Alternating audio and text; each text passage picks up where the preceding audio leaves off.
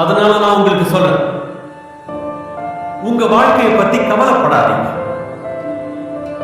உயிர் வாழ எதை சாப்பிடுறது, எதை குடிப்போங்கிறத நினைச்சு, உங்க சரீரத்துக்கு எதை ஒத்துவோங்கிறத நினைச்சு கவலைப்படாதீங்க.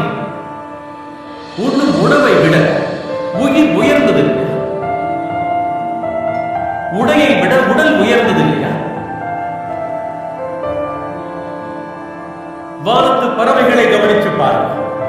அதுங்க விதைக்கிறதும் இல்ல, அறுக்கிறதும் இல்ல, களஞ்சியத்தில் சேர்த்து வைக்கிறதும் இல்ல. ஆனாலும் உங்க பரம பிதா அவைகளை போஷிக்கிறார். அவைகளை விட நீங்க மேலானவர்கள் இல்லையா? கவலைப்படுறதால உங்களை யார் அவன் தன் சரீர அளவோடு ஒரு முழத்தை கூட்ட முடியும்? அதனால கவலைப்படாம இருங்க.